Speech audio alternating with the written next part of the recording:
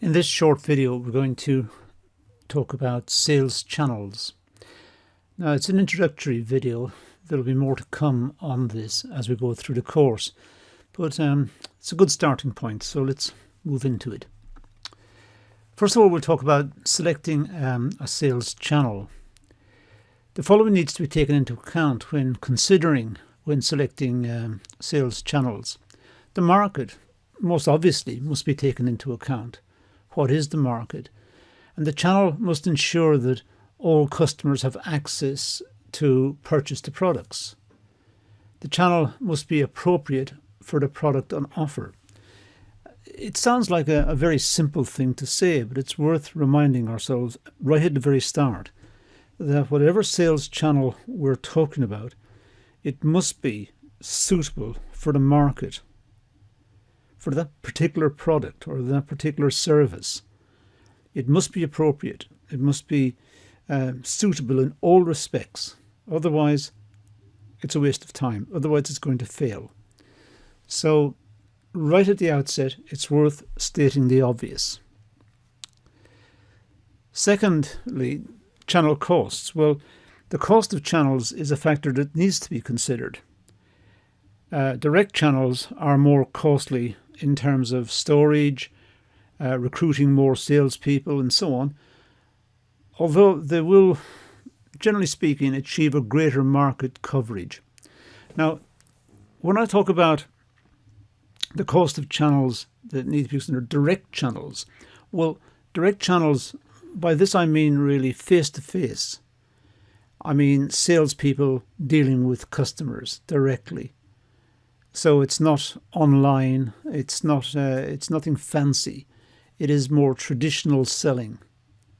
But the goods themselves which are sold have to be stored, they have to be taken out of storage and put on display, put back into storage perhaps at the end of the day, and the salespeople have to be paid and there are overheads for where they are, and it's a much more elaborate and costly exercise.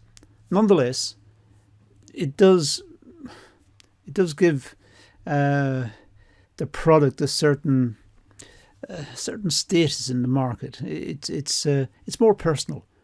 You go to a salesperson, you speak to a person, the person will recommend a product, and it's much more personal. Whereas buying online, for example, is much more impersonal.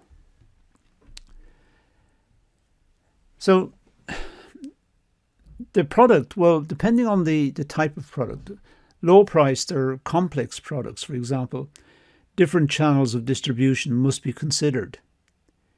So for low-priced channels and more complex products, they may have particular requirements. They may not be suitable for sale in a marketplace, a traditional marketplace, or within a shop.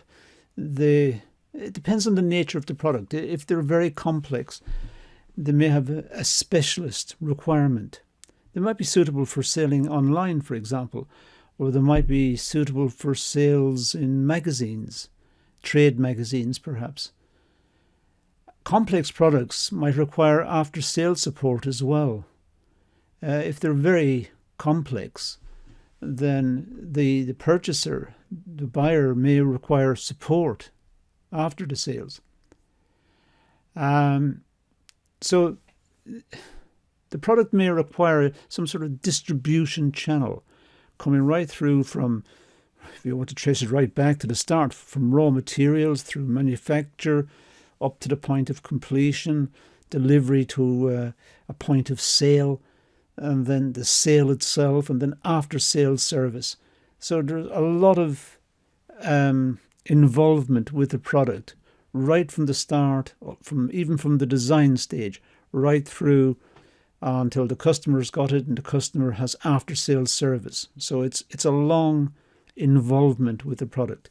Clearly, that depends on the price of the product, the complexity of the product, the market. It depends on many factors.